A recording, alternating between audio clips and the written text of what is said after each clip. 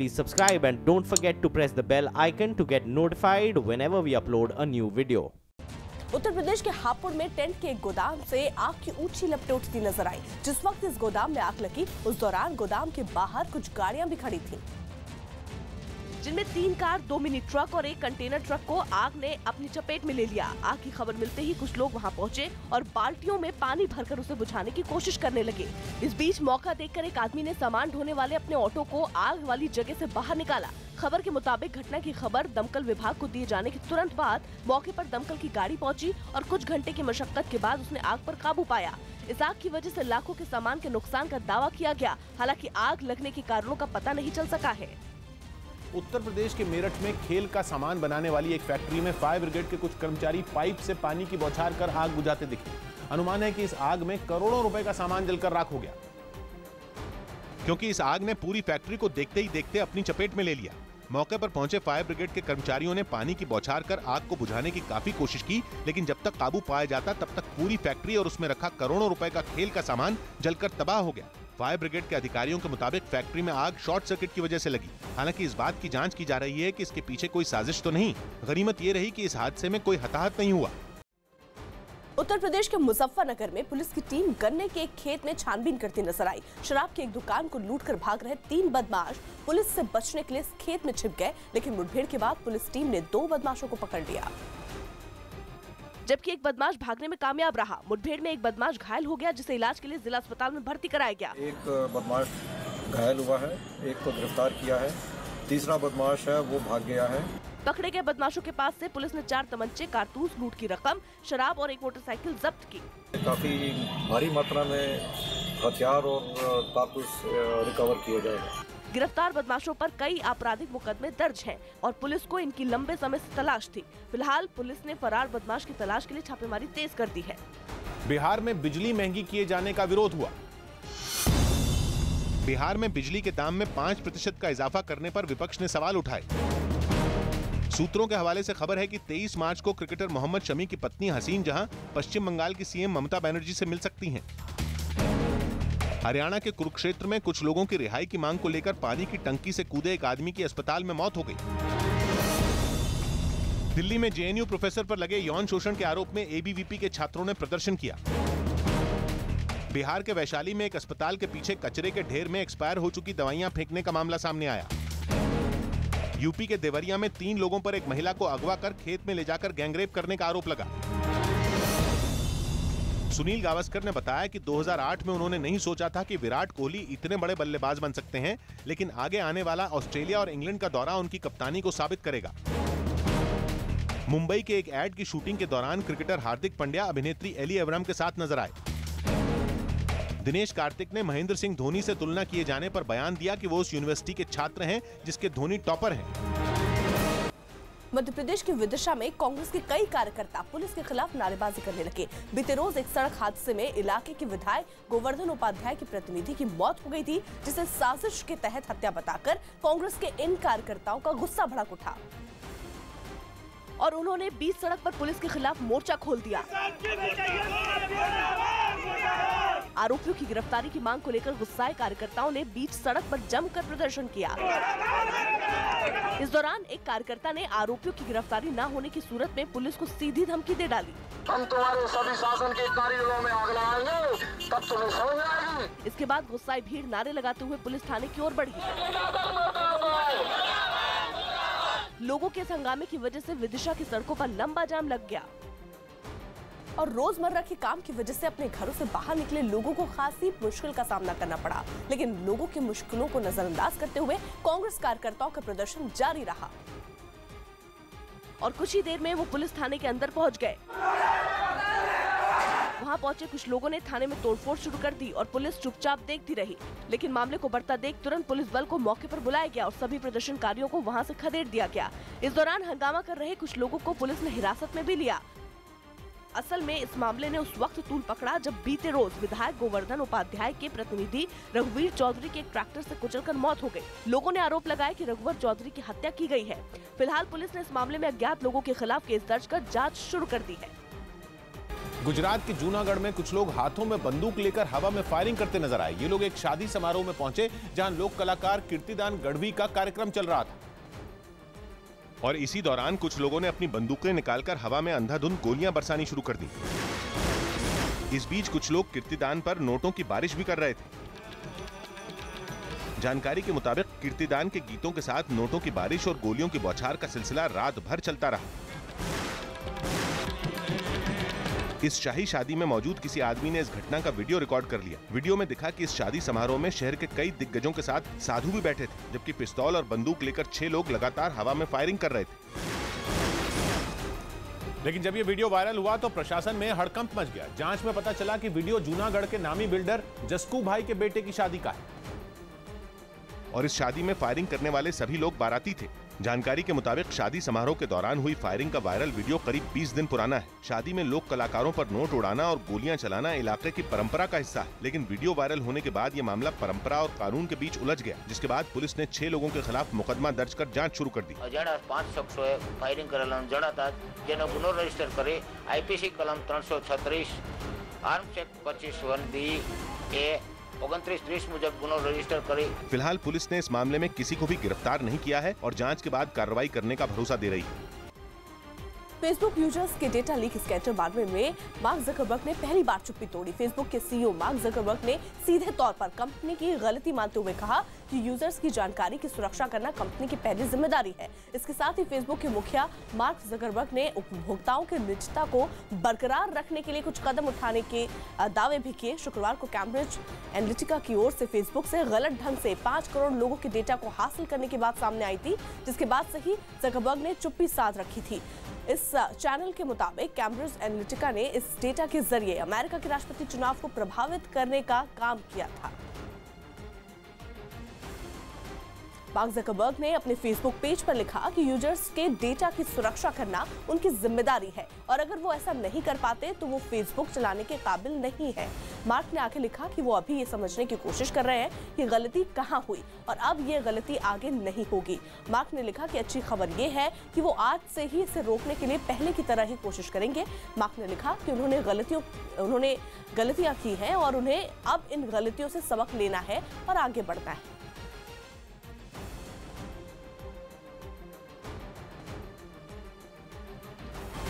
केंद्रीय सूचना और प्रसारण मंत्री रविशंकर प्रसाद ने फेसबुक के सीईओ मार्क जकरबर्ग को सीधी चेतावनी दी। रविशंकर प्रसाद ने कैम्ब्रिज एनालिटिका नाम की एक कंपनी से रिश्तों पर कांग्रेस पार्टी और राहुल गांधी को घेरने की कोशिश की और सबूत के तौर पर कुछ अखबारों में छपी खबरें भी पढ़कर सुनाई। Team from the Cambridge Analytica will now design electoral strategy for India's UPA for the next election. Cambridge Analytica internet के जरिए प्रचार अभियान चलाने वाली एक विदेशी कंपनी है जिस पर इंग्लैंड और अमेरिका में डेटा चोरी के गंभीर आरोप लगे हैं। इंग्लैंड में कंपनी पर कार्रवाई भी की गई। Not only in England but also in America, there are serious allegation of data theft against this company. कहा जा रहा है कि कंपनी नाइजीरिया, केन्या और ब्राजील तक में चुनावों को प्रभावित करने का दावा करती है। एक विदेशी चैनल के स्टिंग ऑपरेशन में कंपनी के बड़े अधिकारी डेटा चोरी और चुनाव प्रभावित करने के गलत हथकंडे अपनाने के दावे करते पकड़े गए।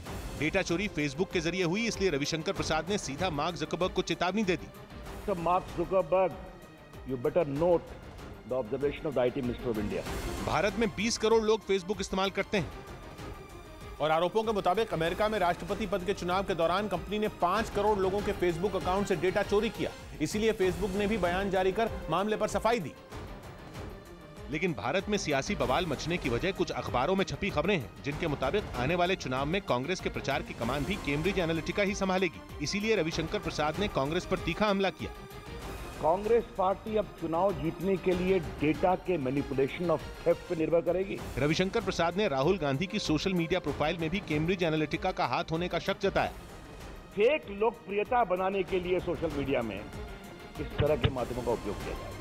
रविशंकर प्रसाद का बयान आते ही कांग्रेस पार्टी में भी खलबली मच गई और कांग्रेस अध्यक्ष राहुल गांधी के लिए सोशल मीडिया की जिम्मेदारी संभालने वाली दिव्या स्पंदना ने ट्विटर पर आरोपों को झूठा करार दिया।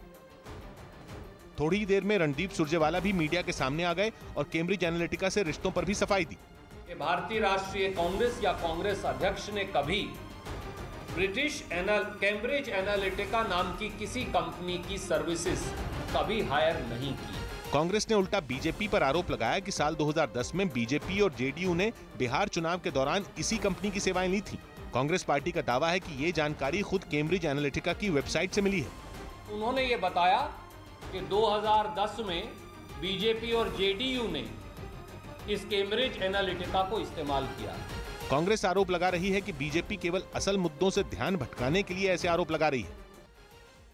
जेएनयू छेड़छाड़ मामले में दिल्ली विधानसभा में प्रस्ताव पारित किया गया। जेएनयू यौन शोषण मामले में दिल्ली विधानसभा ने एक प्रस्ताव पास कर दिल्ली सरकार को पीड़ितों को कानूनी सहायता मुहैया कराने का निर्देश दिया है। आयकर अधिनियम 1961 की समीक्षा के लिए केंद्र सरकार ने टास्क फोर्स का गठन किया, जो देश की आर्थिक जरूरतों के हिसाब से नए डायरेक्ट टैक्स कानून का मसौदा तैयार करेगा। एसबीआई समेत 14 बैंकों में 824 करोड़ के घोटाले मामले में सीबीआई ने कनिष्क गोल्ड के प्रमोटर, डायरेक्टर और अन्य के खिलाफ मामला दर्ज किया। इराक के मौसूल में मारे गए 39 भारतीयों में हिमाचल प्रदेश के 4 लोगों के परिजनों को प्रदेश सरकार ने 4-4 लाख का मुआवजा देने का ऐलान किया। दिल्ली के मंगोलपुरी में मोबाइल छीनकर भाग रहे बदमाश को पीछा कर पकड़वाने वाली लड़की को पुलिस ने सम्मानित किया। उत्तर प्रदेश के बरेली में सरेआम सेना में लांच दिया। उत्तरकाशी में बारिश और बर्फबारी से तापमान गिर गया, जिसके बाद लोगों को सेब की अच्छी पैदावार होने की उम्मीद है। यूपी के बलिया में समाजवादी पार्टी के कार्यकर्ता नारेबाजी करते नजर आए। ये लोग बांसडीह के एसडीएम पर भ्रष्टाचार के आरोप लगाकर कार्रवाई की मांग कर रहे थे, जिसके लिए डीएम की मौजूदगी में कई घंटे तक धरना प्रदर्शन और नारेबाजी चलती रही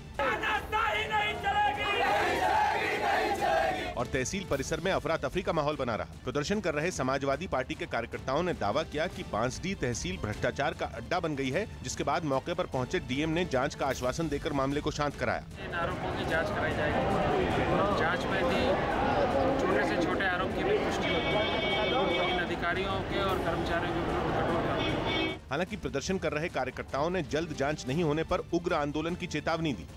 न्यूज 18 इंडिया के ऑपरेशन भगोड़ा का बड़ा असर हुआ है। उत्तर प्रदेश में चिट फंड कंपनियों की जालसाजी का खुलासा करने वाले हमारे स्टिंग ऑपरेशन के सीडी उत्तर प्रदेश के डीआईजी लॉ एंड ऑर्डर ने मांगी है। उत्तर प्रदेश के DIG law and order Praveen Kumar ने सभी जिलों के एसपी को फर्जी चिट फंड कंपनियों के खिलाफ कार्रवाई के निर्देश दिए। उन्होंने ऐसी फर्जी कंपनियों से परेशान लोगों से आगे आकर शिकायत करने की भी अपील की है। वहीं प्रदेश के कानून मंत्री ने भी न्यूज 18 इंडिया के खुलासे पर प्रतिक्रिया देते हुए कहा कि ऐसी कंपनियों के खिलाफ कार्रवाई की जाएगी।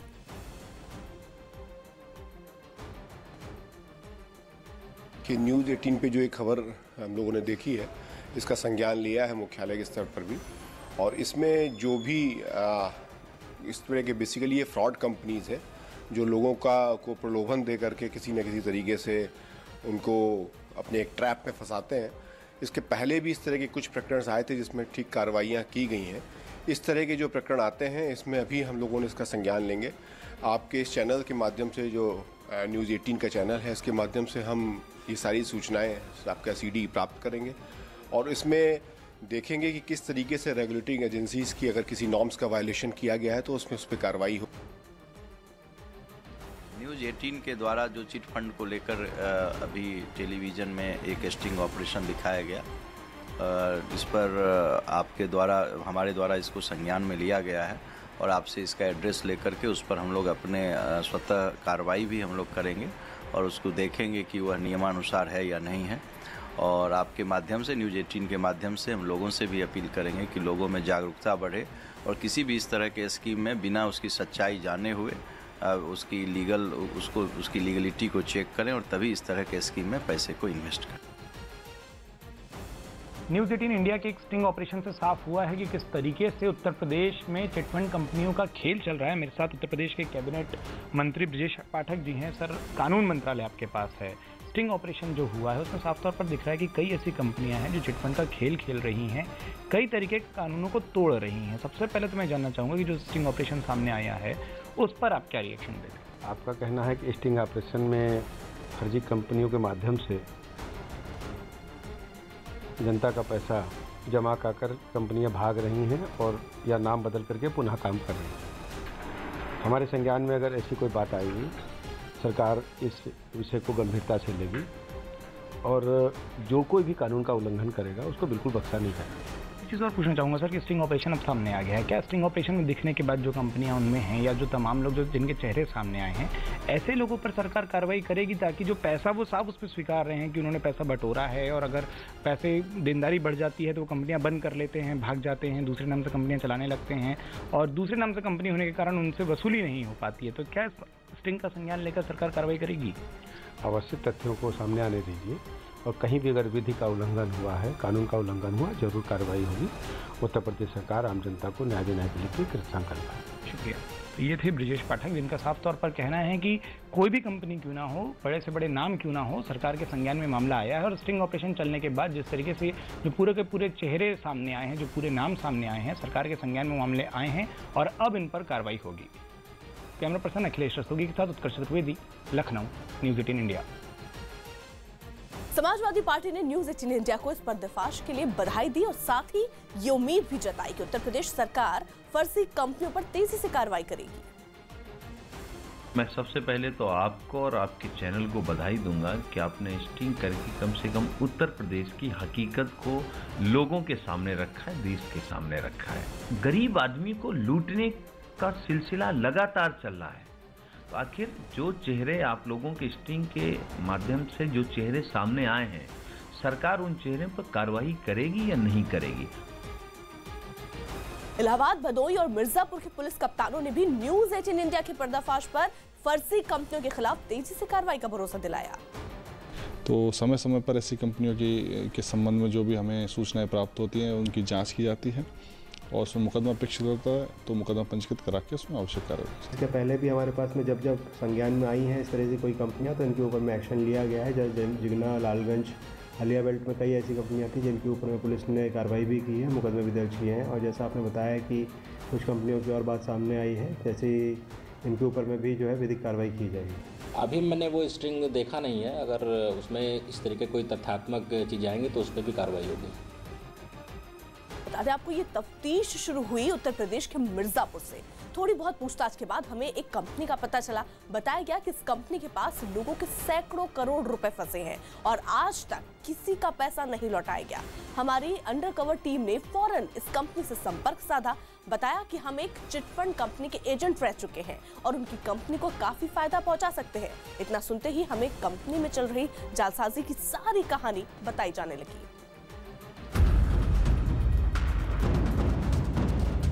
उत्तर प्रदेश का छोटा सा शहर मिर्जापुर, और मिर्जापुर के एक छोटे से मोहल्ले की एक छोटी सी बिल्डिंग में चल रही एक बड़ी सी कंपनी। नाम है विश्वामित्र इंडिया परिवार। जनता से कंपनी की मित्रता का किस्सा बाद में सुनाएंगे, पहले विजय कुमार से मिलिए। विजय कुमार कंपनी के मालिक नहीं हैं। विजय कुमार तो यहाँ डिविजनल मैनेजर हैं। कंपनी के असली मालिक फिलहाल अपने कर्मों की सजा जेल में भुगत रहे हैं। आरोप है कि कंपनी ने लोगों के खून पसीने की कमाई कटक ली। मालिक बेशक काल कोठरी में बंद हो, लेकिन कंपनी और जालसाजी का खेल अब भी चालू है। लोगों का पैसा तो मान के चलिए कि करीब हजारों लोगों का होगा। तो कितनी देनदारी हो रही है? 5 से 6 करोड़। 5 से 6 करोड़। ये कुल मिर्जापुर।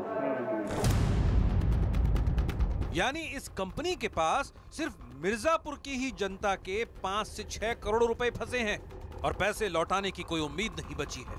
बावजूद इसके कंपनी का खेल जारी है और नए शिकार तलाशे जा रहे हैं, वो भी इस लालच के साथ कि कम वक्त में ही लोगों का पैसा 2 गुना और 3 गुना कर दिया जाएगा। उस पैसे को किस हिसाब से आप वापस करते थे? क्या परसेंटेज होता था या डबल होता था? नहीं, वो देखिए, एक साल बताया ना कि 1 साल से लेके 1 साल पे जैसे 10%, 12% ब्याज। अच्छा। 5 साल पे डबल, 10 साल पे ट्रिपल, इस तरीके से ब्याज रखा गया है। मैनेजर साहब के मुताबिक लोगों को 10 से 15% सालाना ब्याज का लालच दिया जाता है, यानी बैंक से मिलने वाले ब्याज का लगभग 2 गुना, जो सरकारी नियमों में गैर कानूनी है। इस झांसे में लोगों को कैसे फंसाना है, इसके लिए कंपनी अपने मैनेजर और एजेंट को बाकायदा ट्रेनिंग देती है। भारत के तमाम जिलों में दफ्तर खोले गए हैं। मैनेजर और एजेंट को बाकायदा ट्रेनिंग देती है। भारत के तमाम जिलों में दफ्तर खोले गए हैं ताकि उनके एजेंट देश के छोटे छोटे गांवों से भी लोगों को बहला फुसला कर निवेश कराएं। पहले शुरू में जैसे 2012 से जो यहाँ ऑफिस खुला ना, तो पहले डिवेंचर लेकर आए थे।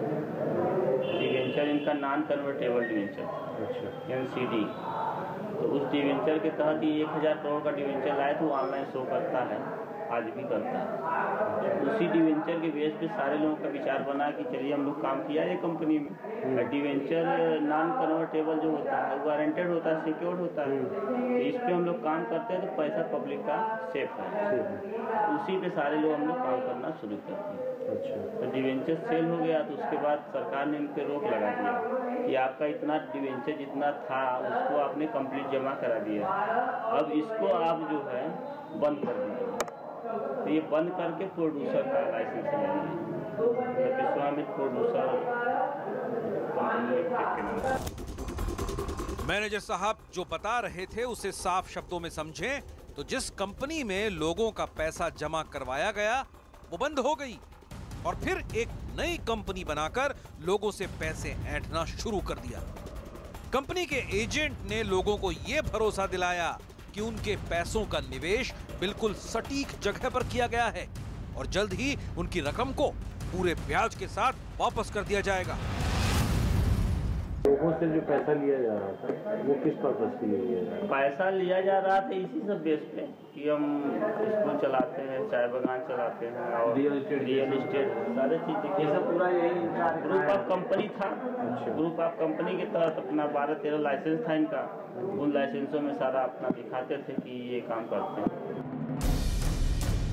मतलब ये कि लोगों को ठगने के लिए एक साथ 12-13 कंपनियों का लाइसेंस लिया गया था और जब पैसे वापस लौटाने की बारी आती थी तो उस कंपनी को बंद करके नई कंपनी शुरू कर दी जाती थी। जो निवेशक पैसा मांगने कंपनी के दफ्तर में जाते थे उन्हें यह भरोसा दिलाया जाता था कि आपका पैसा बिल्कुल सुरक्षित है और जल्दी ही लौटा दिया जाएगा। देखिए गारंटी कौन कंपनी नहीं लेता, लेकिन ये रिकॉर्ड भी है कि कोई कंपनी 1 रुपया देता नहीं, चला गया तो चला गया, वहाँ से आता नहीं हेड ऑफिस। हेड ऑफिस से तभी आएगा या फिर कंपनी बंद हो या नीलामी हो। आज तक रिकॉर्ड है कि कोई कंपनी जो है वापस पैसा किसी को नहीं। यानी ऐसी कंपनियों के पास पैसा आता तो है लेकिन कभी वापस नहीं लौटाया जाता। बातों बातों में हमें यह भी बताया गया कि जनता के पैसों से कंपनी ने कितनी संपत्ति इकट्ठा कर रखी है। जो कंपनी बताती थी कि हमारे एसेट्स है वो कहाँ है? एसेट्स है,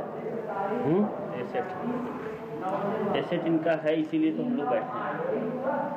कितना एसेट्स होगा? 1200 करोड़ का। तो देनदारी तो हजारों करोड़ की होगी? नहीं, 750 करोड़। अभी के साल की कंपनी है ये 2008 की कंपनी है। हमने थोड़ी और छानबीन की तो हमें इस कंपनी के मालिक भी मिल गए, जेल में नहीं बल्कि इंटरनेट पर। नाम है मनोज चंद, जिन्होंने बाकायदा अपना वीडियो मैसेज यूट्यूब पर अपलोड किया है।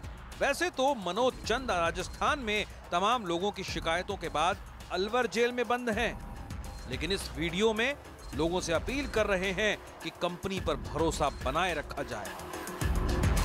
मैं मनोज कुमार चंद पिछले 8 महीने से पुलिस कस्टडी और न्यायिक कस्टडी में हूँ। मेरे पास प्लान भी है, मैंने जेल में बैठे बैठे बहुत सारे प्लान बनाए भी हैं और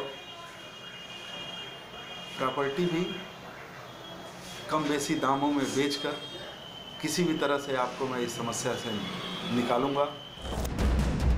यानी कंपनी के मालिक हेराफेरी के आरोप में तो जेल गए, लेकिन वादों की सीनाजोरी अब भी जारी है। जरा सोचिए अब उन निवेशकों का क्या होगा जिन्होंने तमाम उम्मीदों के साथ अपनी कमाई को इन जालसाजों के हाथ में सौंप दिया था।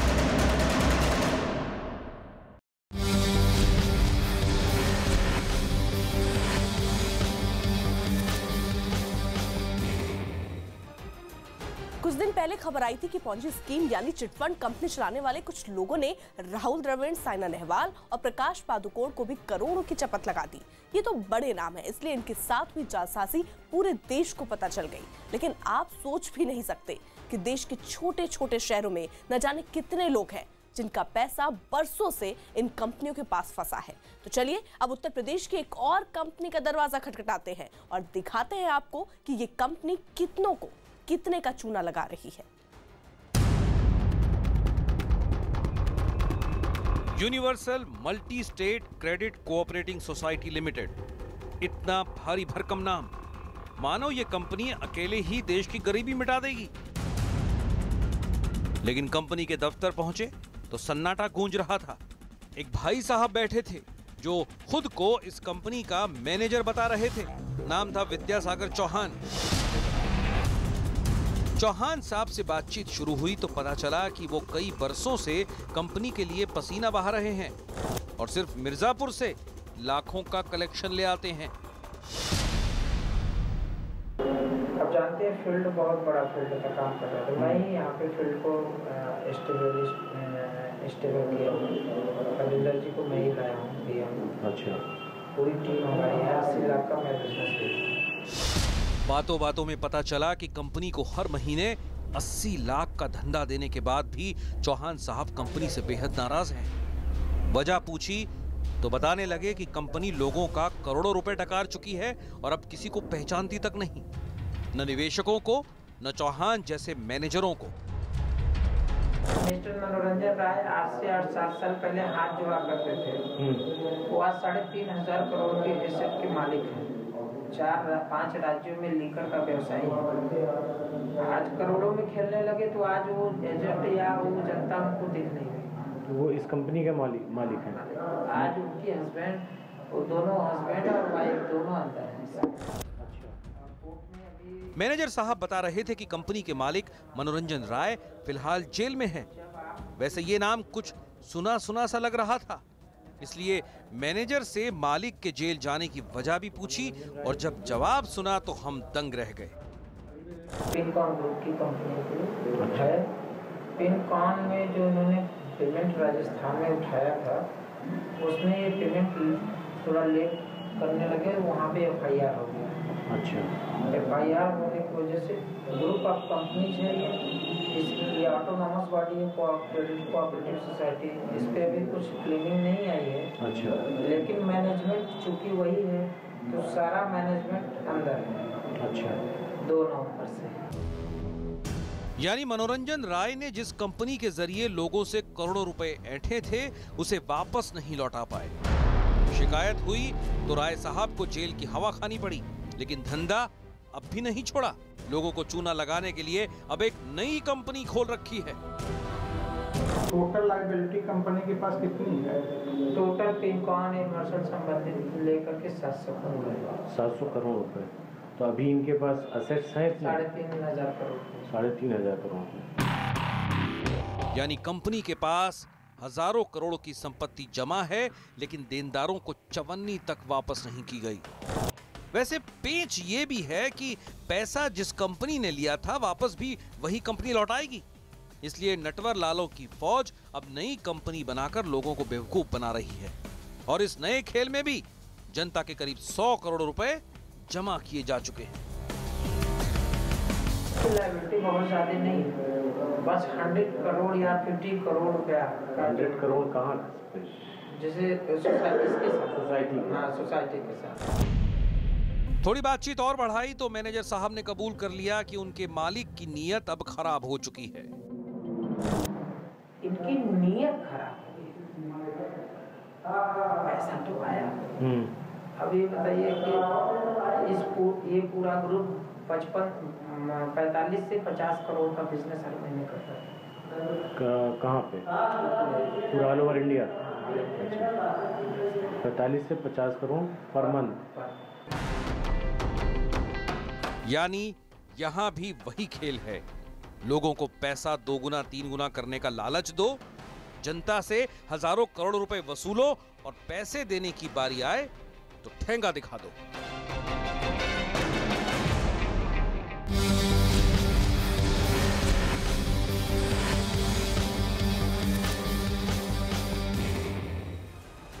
उत्तर प्रदेश में एक और कंपनी है जिस पर इस वक्त करीब 22 करोड़ की देनदारी है। मतलब ये कि अब तक हजारों लोग अपनी मेहनत की कमाई इस कंपनी को सौंप चुके हैं, लेकिन कंपनी के मालिक अभी कंपनी बंद करने वाले हैं और किसी नए नाम से एक दूसरी कंपनी शुरू करने वाले हैं।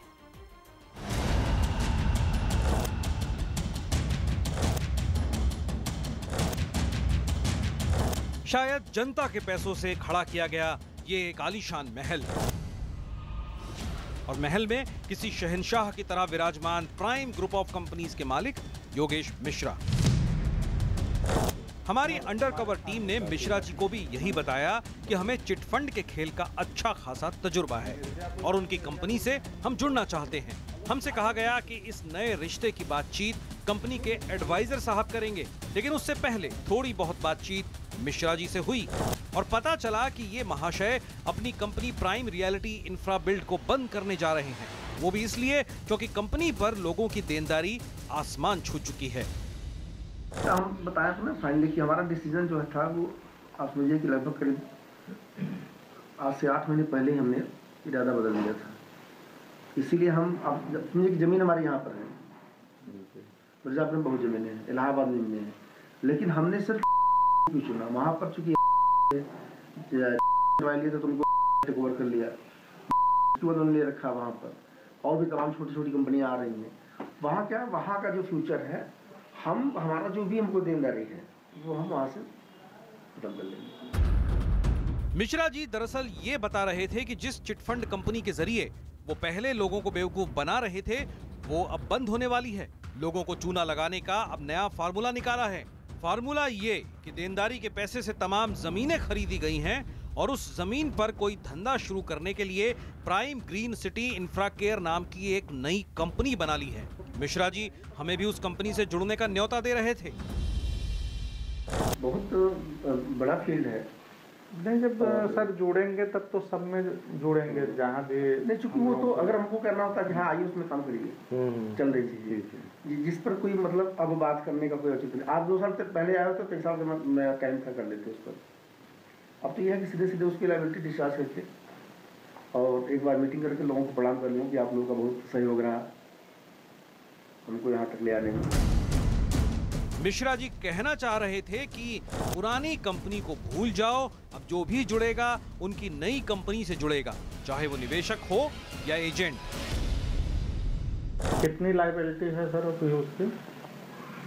22 करोड़ के आसपास होगी। तो अभी मैक्सिमम उसमें रिन्यूअल पे जा रहा है। मिश्रा जी के मुताबिक पुरानी कंपनी पर लोगों के करीब 22 करोड़ रुपए बकाया हैं। सूद तो क्या असल भी चुकाना मुश्किल है, इसलिए जनता को पट्टी पढ़ा रहे हैं कि वे अपने निवेश को 5 साल के लिए और बढ़ा दें, क्योंकि इस 5 साल में वो अपनी नई कंपनी के जरिए जमीन पर प्लॉट बेचेंगे और मुनाफा कमा लेंगे। प्लॉटिंग शुरू हो गई है। तो अगर हम किसी को परचेज करवाते हैं तो पोजीशन कब तक का टाइमिंग तो सर रखा गया 18 महीने। जी 18 महीने रजिस्ट्री करा देंगे।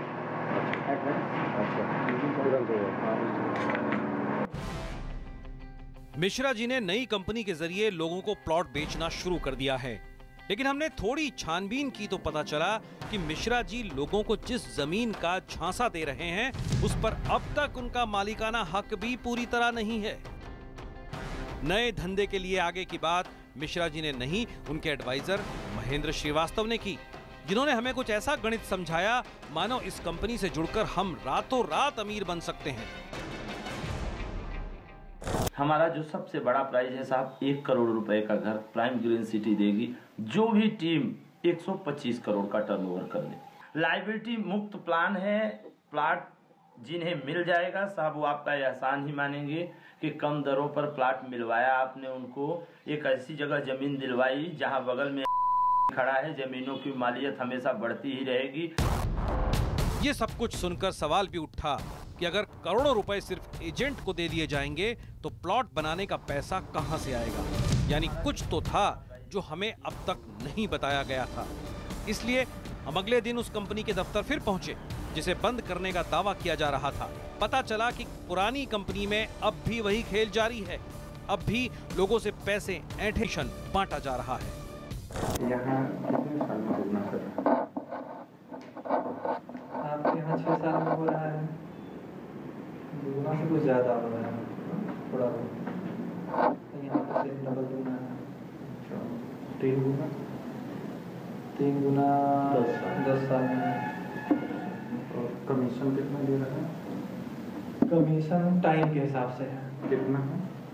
जैसे आप 5 साल से 10 के रेंज में, 5 से 10 का एक है, उसके ऊपर अलग है, सब अलग, 1 से 2 अलग है, 3-4 अलग है, मतलब जिस हिसाब का। हाईएस्ट कमीशन कितना है? हाईएस्ट कमीशन यहाँ पे 26.5।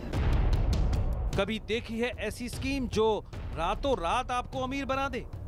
ऐसे ही सुनहरे सपने दिखाने का वादा करके आपकी गाढ़ी कमाई को लेकर ये जालसाज चंपत हो जाते हैं, और अगर पकड़े भी जाते हैं तो सरकार इनसे रकम वसूल नहीं पाती और जनता खुद को ठगा हुआ महसूस करती है।